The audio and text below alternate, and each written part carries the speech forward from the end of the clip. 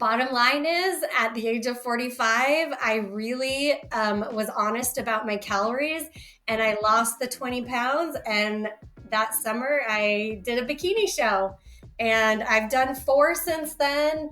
And I've just run the Boston Marathon. And my life's better at 50 than the whole 45 years before.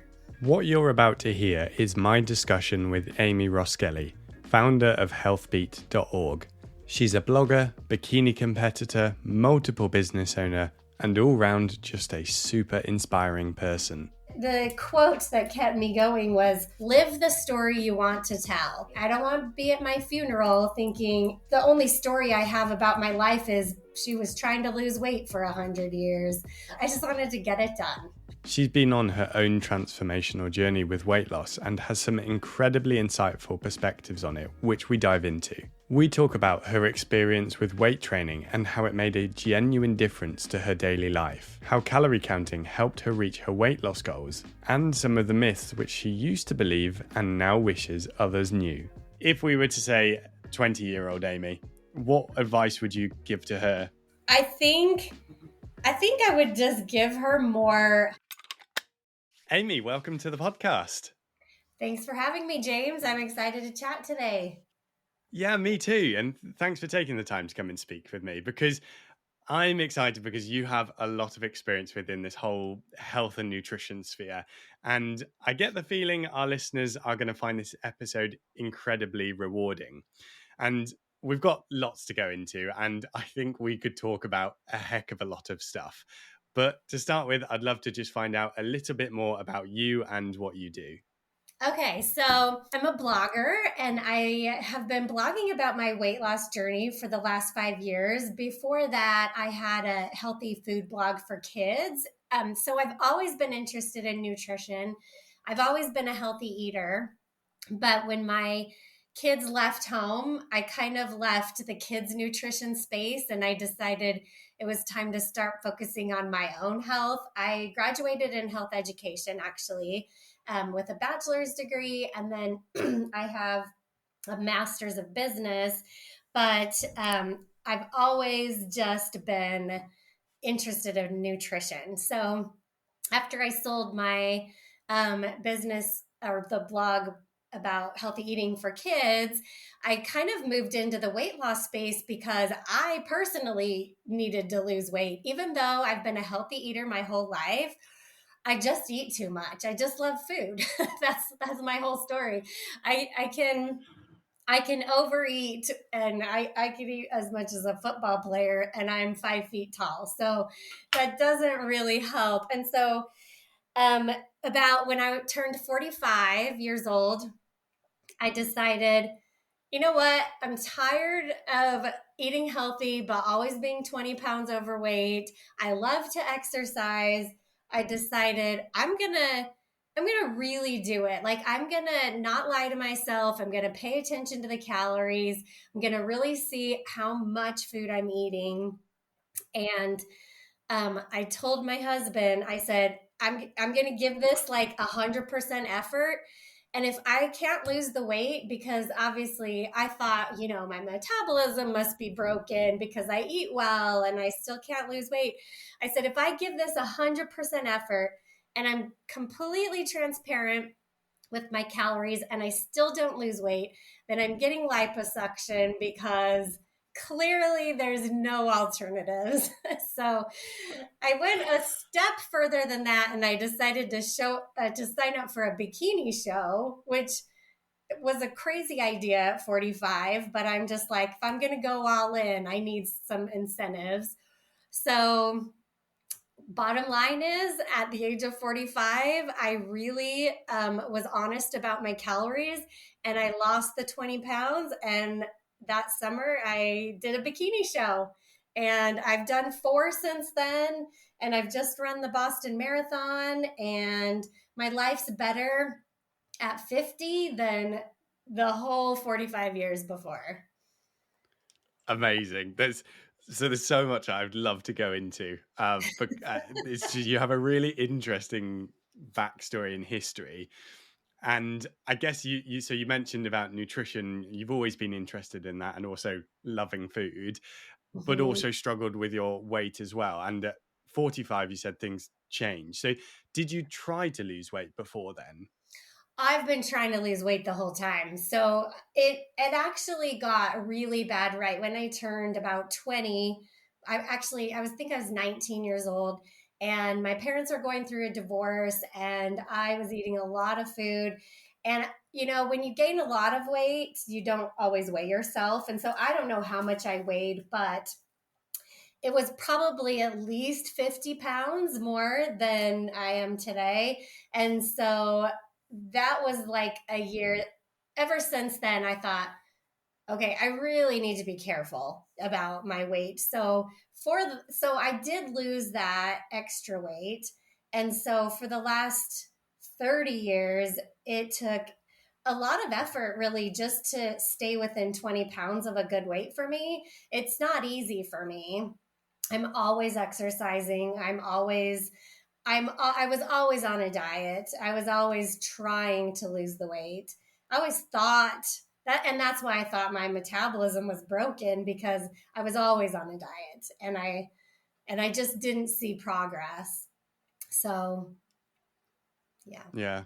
And are you still following or going for the physique stuff now, the bodybuilding competitions, or is that I don't know. I go back and forth. Like, the last one I did was last summer, and I was thinking about doing another one this summer, but summer's here now, and I'm definitely not ready for one. But I'm not counting it out. Maybe in the fall I'll do it, but if I do decide to do that, I got to start like today. So I okay? just need to get my head back in that game. I want to, but I also have been making a lot of fun recipes and been going out with my kids a lot. And we just went on a big vacation, and just things keep happening that aren't really good for me just eating, chicken and broccoli for a couple months. Because I guess when you're doing the physique stuff, you have to be much stricter with what you eat. I'm definitely, I definitely am stricter in the sense that I limit my food to specific foods, just because I know they digest well, they give me energy for my workouts, um, and I can lose weight at the same time. So yeah, I'm pretty strict, but only for like 12 weeks, maybe 16 weeks. Like in the run up to your competition. Yeah, yeah. Okay. So I'd like to come back to this later actually and talk a bit more about calorie counting um, later, because I think that is a really interesting area to talk about, because you've mentioned them by the sounds of it. I think it was really useful for you and dialing everything in. So, and I think a lot of our listeners probably either struggle with calorie counting or don't want to do it or have negative thoughts about it. So I'd love to pick your brains on that. But I would also just like to talk about motivation, because you've been on this journey and it sounds like you've really changed your body shape, your body composition, how you've approached food. So, and that doesn't just happen overnight, and it takes a sustained effort. And that's motivation as well as so many other factors. But I'd like to know how you approach motivation generally, because weight is something that a lot of our listeners will struggle with, and how you approach weight loss, how you approach motivation to weight loss, and whether you found anything that particularly worked for you. Yeah, so motivation, I feel like at different phases of my life, or even in the last 5 years, I've needed different things to motivate me. Like something that worked before may not, like I might not feel as strongly about now. So I think, first of all, it's important to understand that your motivation can change over time as your life changes and your circumstances change. But honestly, the very first thing that got me motivated and really sustained me for like a good year or two was um, the idea that I had been dieting for 40 years, and um, and I just got to the feeling like is this what life is going to be for me? Like, am I going to be 100 and still 100 years old and still trying to lose that last 20 pounds? And it sounded so ridiculous. Like, nobody who's 100 years old is trying to lose weight in my mind. And I just thought, I just need to get on with living. I need to like move on to new goals. I needed to um, just move on to stop being so fixated about it. And I really knew the only way I would stop like chasing that goal is to just get there already. I just thought, like, enough of this half hearted effort. Like, if I get to that goal already, then I can move on to other things.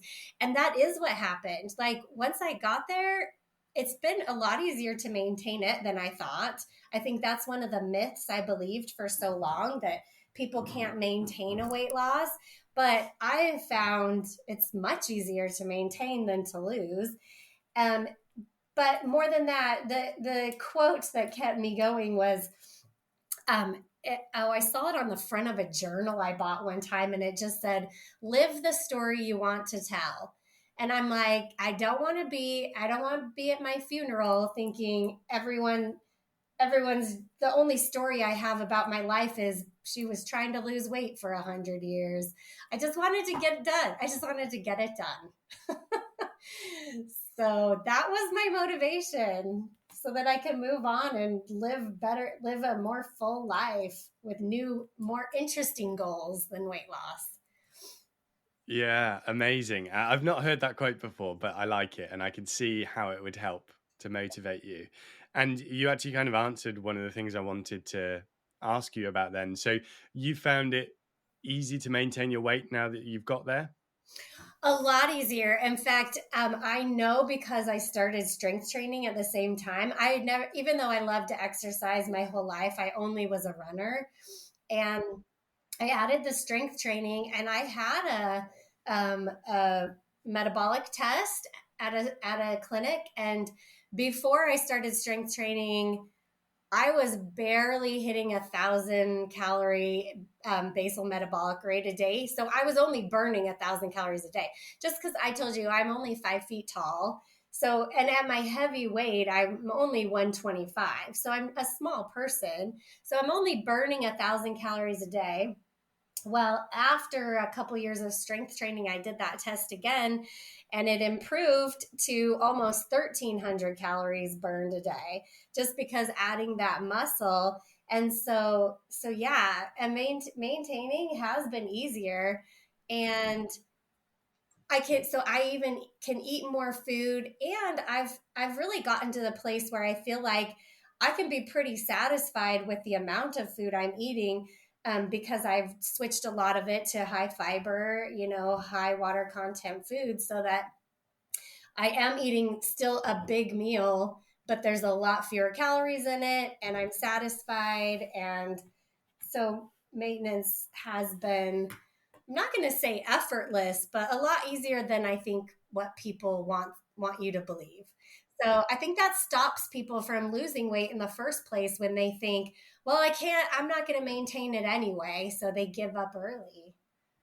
Yeah, absolutely. Because it almost feels a bit overwhelming, doesn't it? When Yeah. you're in that Yeah. position, you think, well, if I put all of this time and effort in, then I want to make sure I get something out of it. But often people know someone who's struggled or put weight back on, or they've heard about it online, and you can read stuff that says it's so hard that it becomes that real, it's like a barrier to even getting started.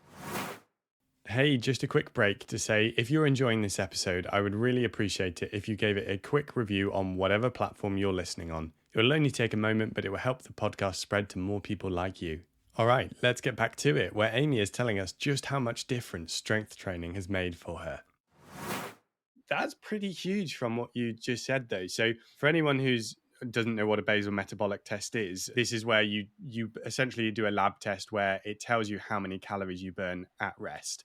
This is really helpful for dialing in, because meal plans online, we can suggest an amount that you might need to eat, but that it's an individual thing. And for you, for example, Amy, if you're smaller, you're 5 foot, as you say, your metabolic rate is lower. But just by strength training, you added on 300 calories to your basal metabolic rate.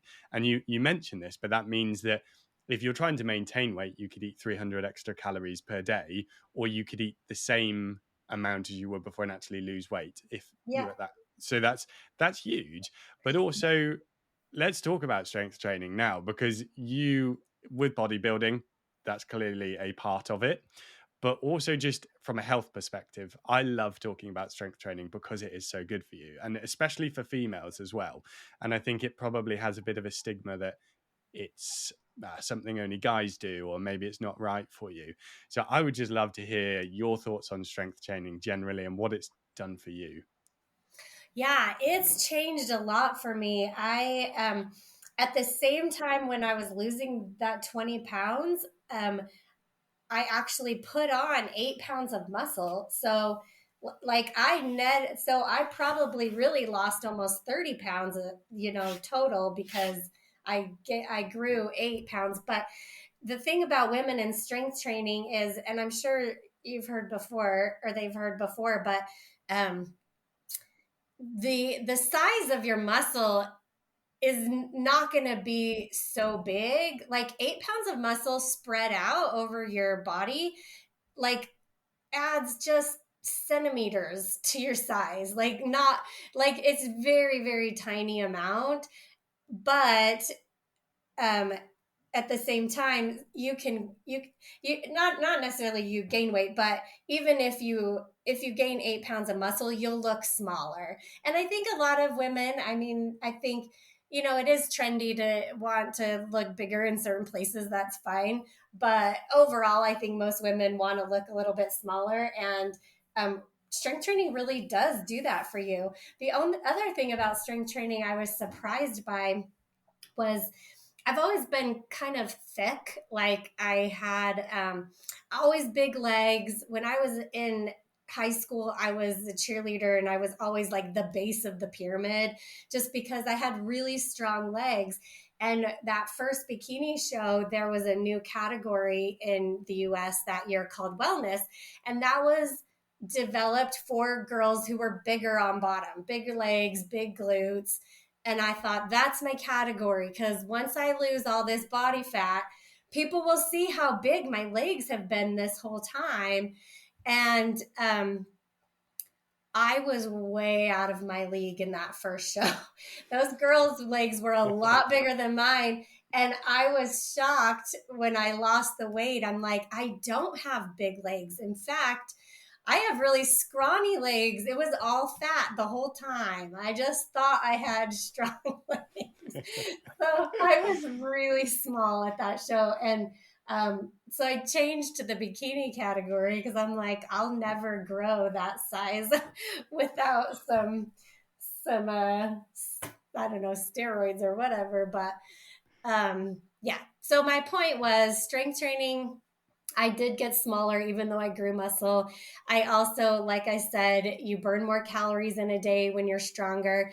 And my running, I've never been faster. Like I started and and I never set out to get faster as a runner, but the more miles you run, like I ran a marathon, the longer you're outside just training. And I'm like, I can't be out here all day. At some point, I have to get a little bit faster so I can get my workouts done quicker. So, but the strength training really did that for me.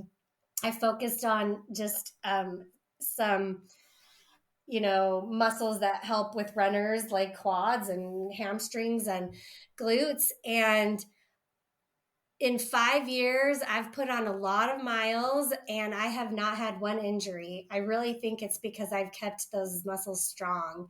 And so it's really great because my poor husband, he's super athletic, but he just had his hip replaced a few months ago because it grew in a funny way that gave him a lot of pain. But he can't run at all. In fact, he has a hard time hiking anymore.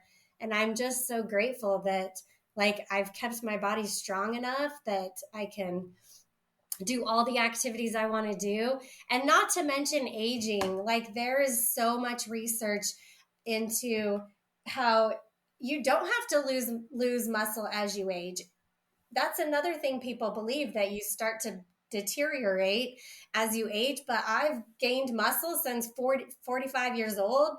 And I think, I don't know that I could gain much more. I've stayed about the same since that first 8 pounds I gained. But um, to protect your bones from osteoporosis, my bone scans have been incredible. And I just know for aging, there's nothing better you can do than strength training. Absolutely. I'm so glad you said that as well, because it's awesome to hear, because it is one of the benefits of strength training. Absolutely, is that load on the bones. And for when we say osteoporosis, for anyone who isn't sure what that is, it means essentially weakening of the bones, and it can happen as we get older. And certainly we talk about it a lot as well for females, because during menopause or after menopause it can be pronounced because of the drop of estrogen. And actually strength training is one of the things that you can do to stop that. And it's so good. And to hear that you actually do that and yet feel fitter and stronger than ever before. And also, I think it's quite funny. I'm sure you would have quite enjoyed it if overnight you grew big muscles from strength training. It probably would have helped with some of your competitions. I could But have actually, competed better. Yep. hearing you dispel that it's not just a sudden change overnight, because the reality is it takes time, doesn't it? It does take dedication, but you reap the rewards. And I think for me, one of the things I try to talk about with people as well is think about in 10 or 15 years as well, because currently you're probably able to walk up the stairs or play with your kids. But actually, if you don't do something like strength training where you keep your muscle and stop it from disappearing, those sort of things become harder. And most people I know want to be able to stay fit. They want to be able to play with their kids or grandkids. And actually, strength training is a huge part of that, isn't it? Absolutely. Absolutely. Yeah, there's nothing like playing with your grandkids and being able to squat down and stand up and do all just basic movements that are effortless when you're fit. And did you actually notice the change from losing weight to just, I know you said about improving with your running times, but just on a day to day basis, did you find that losing weight and gaining muscle made you feel more energized, easy to carry out everyday tasks? So much more energy. And this is another thing I think I believed for a long time. I think I think more the energy came more from me getting control of my calories, because I can tell you with 100% certainty that when I overeat or have too many calories, I'm more lethargic and tired than when I eat at maintenance or just below. I have so much more energy when I eat the right amount of food, because I mean, you know the feeling if you've ever overeaten before. It's like you just want to take a nap, and I would just get sluggish, or I would, depend on Diet Coke to get through the day, all the things. But eating to support your goals, um, I like honestly, I haven't had a nap since I was 2 years old. I'm a very energetic person by nature, but the days that I overeat, I just want to phone it in and watch TV and, and snack some more. So I do think that's a huge thing. People think if I'm tired that I should eat more, but usually that is the opposite for me. Like if I'm tired, going for a walk gives me more energy than eating. It's kind of a vicious circle, isn't it? You feel tired, and that can often lead to overeating or eating Yes. worse, which Yes. means you don't want to. And then it just repeats. But actually, if you get into the habit, you go outside, you get fresh air, you start exercising, you eat better, it makes you want to do that. And I think what I found through myself and talking to others is when, exactly as you say, once they get into that habit, when they go off, it actually makes them feel really grotty, and Yeah. so then they just don't want to, and they realize how great they feel when they look after themselves. Yes, absolutely. So if we come back to calorie counting, because I think I'd love to just hear your views on it, because there are two sides to calorie counting. On the one hand, It's brilliant. It tells you exactly what you're eating. I mean, within reason, because there's always a kind of a potential for error, but it helps you dial in the amount of calories. It helps with weight gain, weight loss, whatever it is. And it can help you to prioritize things like protein, make sure you're eating enough. And I think that can be incredibly useful. But then there's the other side of things where people might worry about tracking calories. There, it might make them feel obsessed with the numbers, worry about it, think they have to weigh absolutely everything down to the last grain of rice. But normally for people, there's somewhere in between. And I would just love to hear your experience with it, because you mentioned you did it, followed it, and it really allowed you to achieve your goals essentially with weight loss and then with body composition and prep. Yeah. So my personality definitely does not verge on being neurotic. So, like, I almost wish I weighed every gram of rice, but that's just definitely not me. I'm more of a estimate type of counter. Um, and I'm pretty good at eyeballing, like, what, a third a cup of oatmeal could look like. But, um, I think the most important thing for me in calorie counting was, first doing it initially just to get a grip on how much I was eating.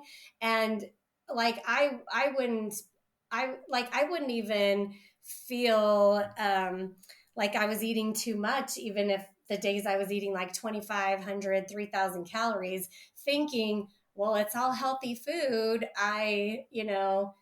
It's fine. And once you start tracking, at least for a few days, and realize just like how much you're eating and what you can swap out or change to bring the calories down, I think that's important for everyone to just get that baseline. But um, I also noticed a lot of foods that, well, first of all, I like calorie counting because I do need a little bit of flexibility. My personality is just that I don't want to, just eat certain foods for the rest of my life. I like to bake. I like to go out, take my kids out to dinner, that kind of stuff. So I like I like calorie counting for the flexibility it gives me. Um, I also like calorie counting, and this might sound funny, but it helps to keep my meals to meals and not just do the grazing or snacking all day, like the handful of cereal out of the box, or just eating some popcorn while you're cooking dinner, or just the things that aren't measured, aren't counted. Keeping doing the tracking helps me avoid those moments where I'm grazing. So if I have a meal, I have breakfast, I add it to my tracker, then like breakfast is over, and then I try not to snack until lunch, because I know I don't want to track it if I take a handful of cereal. I don't want to, I don't need that kind of, reinforcement. So tracking for me has helped me keep my meals to actual meals. And I usually eat 4 meals a day. It's not like I don't have a snack. I have a snack in the middle of the afternoon, but it's the beginning and end to a meal that I track. And also tracking helps me to just kind of be mindful of my food at the same time. I think one of the very first things I learned when I started this was just how much mindless eating I did, just with even if it was at breakfast. So like, imagine 5 years ago I would start having bowls of cereal for breakfast. Well, if I was scrolling Instagram while I'm eating the cereal, I just kept repouring until I felt like I was done looking at Instagram. So who knows how many bowls of cereal I had for breakfast. It was probably like 3 or 4, which is easy to do because cereal's pretty tasty. But just, I didn't feel like 3 or 4 bowls because I wasn't paying attention. It could, like, right now, one bowl feels the same as one bowl. Paying attention is just as satisfying as eating 4 bowls when you're not paying attention. So tracking helped me with that as well. But So it sounds like there's that accountability and honesty with it, yeah, isn't there? yeah, that's a good way to put it. That is exactly what it was. Just a quick reminder, if you haven't already rated this episode and you're enjoying it, please do give it a quick rating on whatever platform you're listening on. Thanks, and let's jump back in and hear Amy's thoughts on how calorie counting can help her manage her diet. I love that you mentioned about wanting flexibility. And I'd like to just ask you about that because, in my mind, what this kind of means is that because a lot of people think a diet means you have to eat a very kind of narrow set of foods and be really strict. You can't have cake, you can't have kind of the classically fun foods, and that's all you're stuck with. That's your lot. But actually, what I've found with calorie counting and with clients that I've worked with, and I wonder if it's the same for you, is that when you start calorie counting, you realize actually, as long as you're still hitting your calories, you can include other foods. You can include foods that you enjoy, which are one, going to keep you happier because you keep foods that you have fun with in your diet, but also it's going to lead to consistency over the long term because actually you have that flexibility. It doesn't feel quite as rigid, and you stick to something that you're more likely to engage with, which you can do through calorie counting. Yeah, I'm very aware of which foods make me want to eat a lot of. So, like within my flexibility, if we go to a bakery and buy a cookie, for example, like I like the flexibility to be able to eat that. But I also know that if I bake cookies at home and there's my kids don't live at home anymore, so I'm the only one who's going to eat that batch of cookies. I know that I would probably want to eat the whole batch of cookies, which like with any program that's just too much. So the way I build flexibility into it for the most part is I pick and choose where the portions are limited. So if we're at a party and like there's a whole buffet of desserts I want to try, I'll try and wait towards the end of the party and just like try one thing right before we go home. So I'm not there eating it the whole entire time we're there. Or like I said, if we go out to dinner and they bring a basket of rolls, I'll just wait till the very end and eat a roll so that I'm not like eating them all the whole time. So where there's built-in portion control, that's where like the flexibility, where that's where I really thrive. If I'm going to bring food into my house, then I try not to because I know even with that flexibility, I just don't have enough self control. So I think it's good to know yourself and know where your limits are. If you could have a box of Oreos in your pantry and only eat one a day, my sister can do that. And I don't know how she does it. If I had a It's a whole lot of box of cookies, self-control. that's a lot of self control to me. And she just doesn't think about it. But I would be thinking about it every time I pass the pantry. So, but like I said, you can have that cookie if you know if you can build it into your day. And like I said, if the built-in portion control's there, then I will have fun with my food. I kind of like it for that because it almost gives you some power back. And I think a lot of people feel a bit powerless when it comes to food because they don't know how much they can eat or they've struggled with dieting. And I think it almost just gives them that, power to go, actually, I can eat these foods and still lose weight. Yes, I might eat a predominance of kind of the higher fiber, high protein foods, but that's not to say those are totally off limit. And it kind of gives some context and understanding, which I think is really powerful. And you mentioned how useful it can be for someone to track their diet, even for a couple of days. And I think usually people do that and they go, I really don't eat much protein, or I realize I snack so much at this point, and it's quite liberating. Yeah, it does give you it does it's so good to reflect. I've learned a lot from reflecting on why I eat when I do, because we we don't just eat because we're hungry. In fact, I rarely eat because I'm hungry, because I feel like I'm never hungry.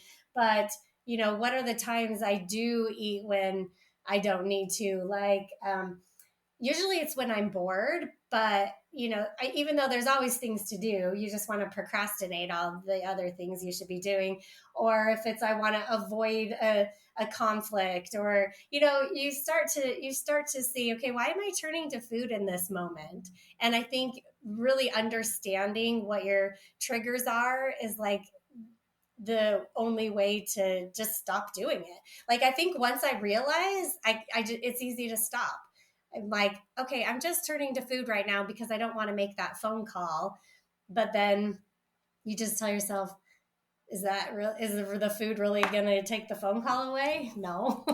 So Yeah. just get it over with. I think, as with a lot of stuff in the nutrition and fitness sphere, there's a bit of honesty that's needed. And if you can Yeah. use something that gives you that and gets you to that point, then that's useful, isn't it? And Yes. so you've been through a lot by the sounds of it in terms of your approach to nutrition, how you've managed that. And if we were to say 20-year-old Amy, what advice would you give to her? That is a great question. I think I think I would just give her more hope, because I think that there's a lot of power in realizing you can reach this goal. Like I talk to lots of women who think I'm never, like they tell themselves, I'm never going to reach my weight loss goals.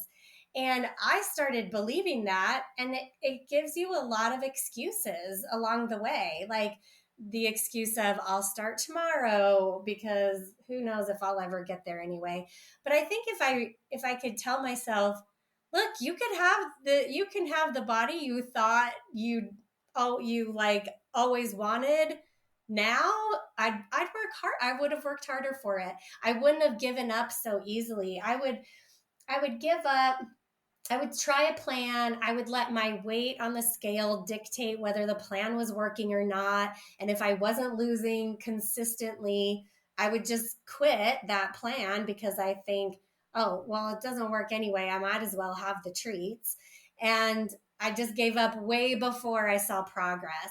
When I was 45 and I finally got to my goal, it honestly took a good 40 days at least. So like over a month for me to really see any progress. And I had to be consistent that entire time.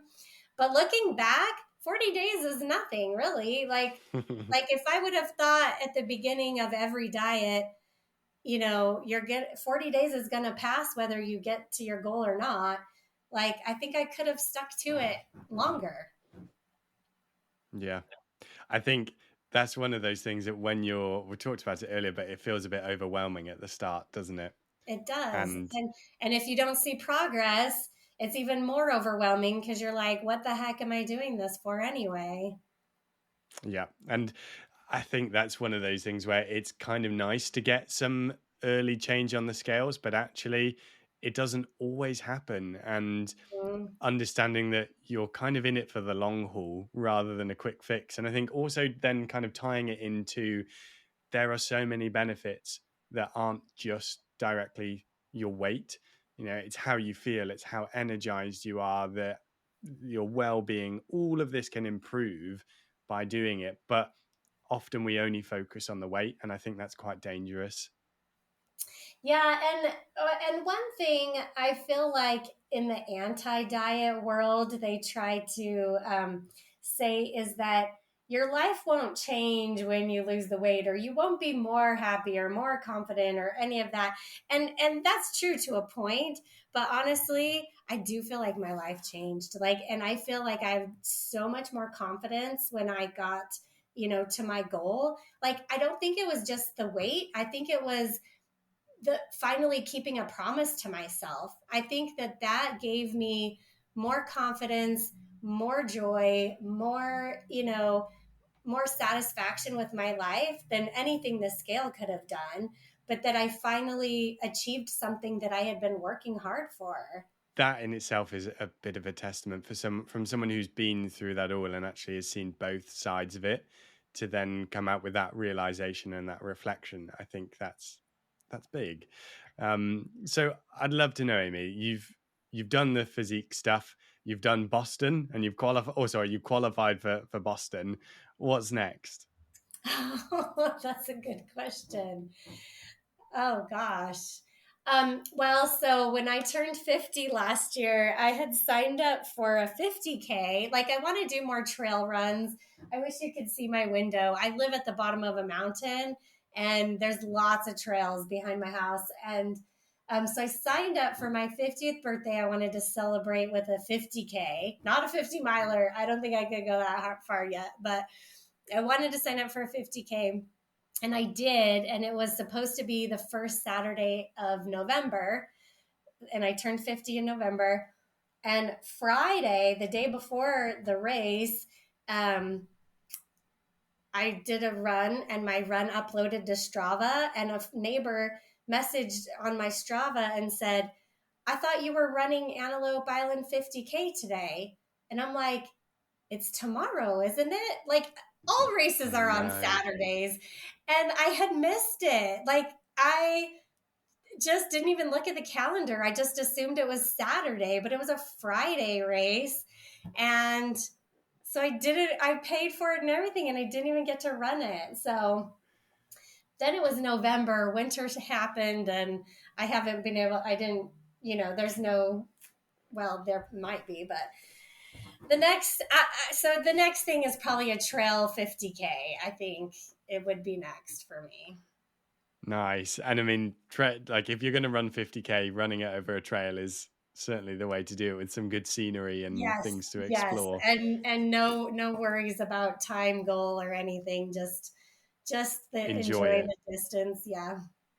And I think I'd love to just ask you about that for a moment, because for some people, I think the idea of running that far is a bit mad, and they think, how could you ever do that? But I guess you've built up over time, right? And this also goes with losing weight and just becoming healthier and fitter.